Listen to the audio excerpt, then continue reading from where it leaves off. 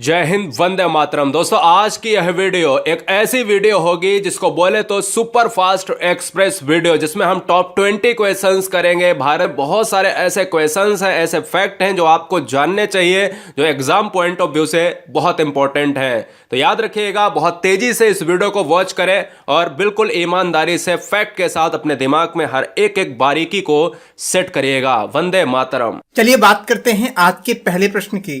सूर्य के चारों ओर घूमने वाले ग्रहों की कुल संख्या कितनी है?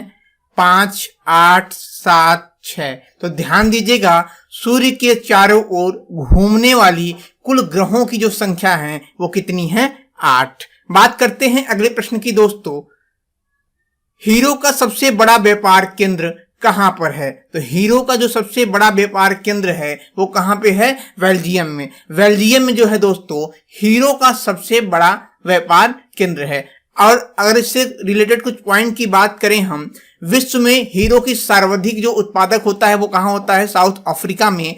और निर्यात के बारे में बात करें तो सबसे अधिक निर्यात जो होता है वो होता है कहां पे? भारत में। चलिए बात करते हैं अगले प्रश्न की। दोस्तों, चेहरे में कुल हड्डियों की संख्या कितनी होती है?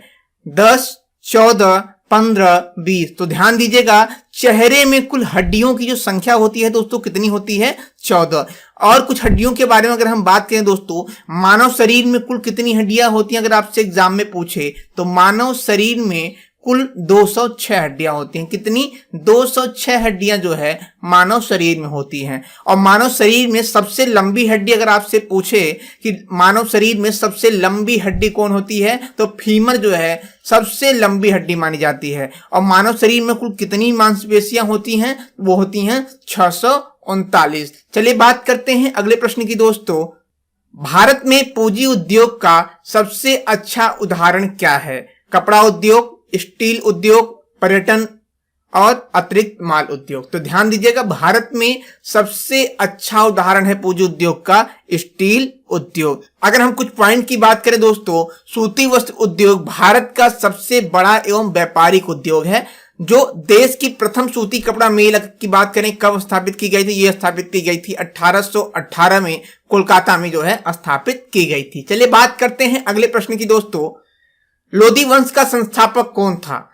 दौलत खां, सिकंदर लोधी, बहलोल लोधी, इब्राहिम लोधी। तो लोधी वंश का जो संस्थापक थे वो कौन थे दोस्तों? बहलोल लोधी। अगर इससे रिलेटेड कुछ पॉइंट की बात करें दोस्तों, तो दिल्ली वंश का जो अंतिम सुल्तान था वो इब्राहिम लोधी था। और इसके साथ साथ ध्यान दीजिएगा, 1526 में जो है दिल्ली सल्तनत समाप्त हो गई थी।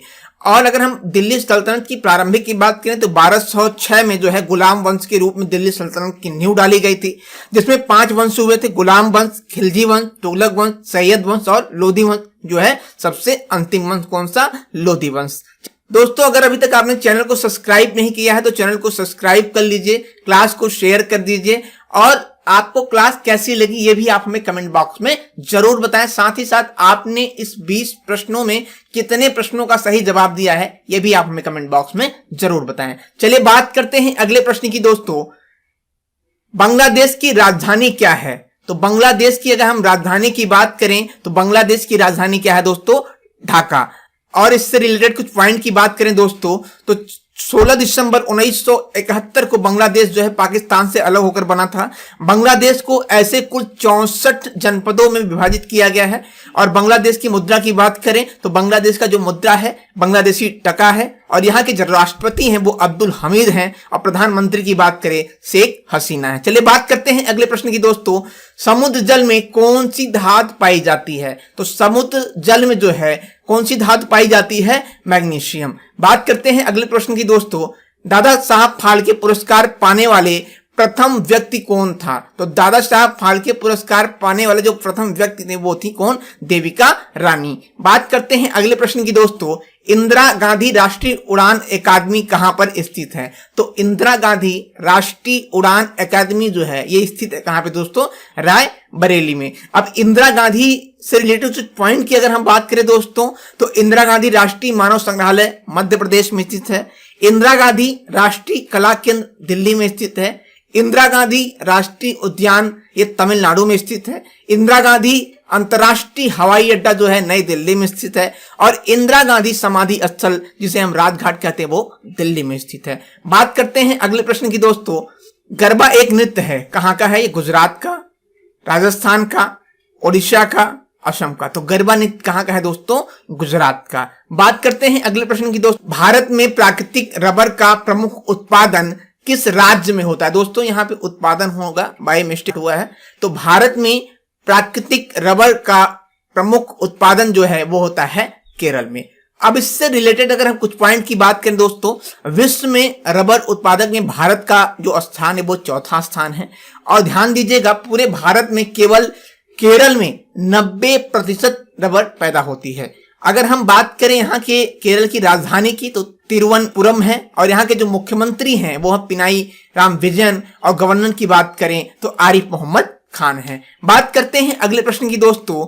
नागा अर्जुन सागर बांध किस नदी पर स्थित है? तो ध्यान दीजिएगा नागा अर्जुन सागर बांध जो है ये स्थित है कृष्णा नदी पर। अब इससे रिलेटेड कुछ पॉइंट की बात करें हम तो ये कहां पर स्थित है? तमिलनाडु में। भारत का जो सबसे बड़ा बांध है वो टिहरी बांध है जो उत्तराखंड राज्य के टिहरी गढ़वाल जिले में स्थित है। और भारत का सबसे लंबे बांध की बात करें हम तो वो हीराकुंड बांध है जो उड़ीसा के संबलपुर जिले में स्थित है। यह बांध महानदी पर बना हुआ है। बात करते हैं अगले प्रश्न की दोस्तों। भारत में कितने राज्य समुद्र तट से लगे हुए हैं? तो ध्यान दीजिएगा भारत में कुल 9 राज्य जो है समुद्र तट से लगे हुए हैं। कितने राज्य? 9 राज्य। 9 राज्य जो हैं ये समुद्र तट से लगे हुए हैं। अगर हम इन राज्यों की बात करें दोस्तों तो गुजरात, महाराष्ट्र, गोवा, कर्नाटक, केरल, तमिलनाडु, आंध्र प्रदेश, उड़ीसा और पश्चिम बंगाल है। इसके साथ साथ दोस्तों 4 जो है केंद्र शासित प्रदेश भी समुद्र तट से जुड़े हुए हैं। और ध्यान दीजिएगा कुल तटीय सीमा लगभग जो है 7570 किलोमीटर है। चलिए बात करते हैं अगले प्रश्न की दोस्तों। सबसे लंबे समय तक भारत के प्रधानमंत्री रहे हैं डॉक्टर राजेंद्र प्रसाद, एस राधाकृष्णन, फखरुद्दीन अली, ज्ञानी जैल सिंह। तो ध्यान दीजिएगा सबसे लंबे समय तक जो भारत के प्रधानमंत्री रहे वो है डॉक्टर राजेंद्र प्रसाद। बात करते हैं अगले प्रश्न की दोस्तों। कौन सा पुच्छल तारा 76 साल में एक बार दिखाई देता है? तो आपके पास ऑप्शन है दोस्तों ध्रुव पुच्छल तारा, गुच्छ पुच्छल तारा, हेली पुच्छल तारा, इनमें से कोई नहीं। तो ध्यान दीजिएगा 76 साल में एक बार दिखाई देने वाला जो तारा है वो है कौन? हेली पुच्छल तारा। बात करते हैं अगले प्रश्न की दोस्तों। ऐसा कौन सा पुष्प है जो 12 वर्ष में केवल एक बार दिखाई देता है? तो आपके पास ऑप्शन दिए गए हैं दोस्तों। तो ध्यान दीजिएगा 12 वर्ष में एक बार दिखाई देने वाला जो पुष्प है तो ध्यान दीजिएगा नील कुरंजी पुष्प जो है 12 वर्ष में केवल एक बार दिखाई देता है। बात करते हैं अगले प्रश्न की दोस्तों। वह कौन सा देश है जहां 2 राष्ट्रपति हैं? मलेशिया, जापान, सान मारिनो, इंडोनेशिया। तो ध्यान दीजिएगा वह देश है सान मारिनो जो है जहां पे 2 राष्ट्रपति हैं। बात करते हैं अगले प्रश्न की दोस्त। भारत देश का नक्शा किस व्यक्ति ने बनाया था? तो भारत देश का जो नक्शा है दोस्तों वो बनाया था विलियम लेबर्टन और जॉर्ज एवरेस्ट ने। चलिए बात करते हैं अगले प्रश्न की दोस्तों। भूकंप को और किस नाम से जाना जाता है? तो ध्यान दीजिएगा भूकंप को जो है कंपन के नाम से भी जाना जाता है। किस नाम से? कंपन के नाम से जो है भूकंप को जाना जाता है। बात करते हैं अगले प्रश्न की दोस्तों। संसार में स्वच्छ जल की सबसे बड़ी झील कौन सी है? तो संसार में स्वच्छ जल की जो सबसे बड़ी झील है वो है लेक सुपीरियर झील। लेक सुपीरियर झील जो है ये संसार की सबसे स्वच्छ झील मानी जाती है।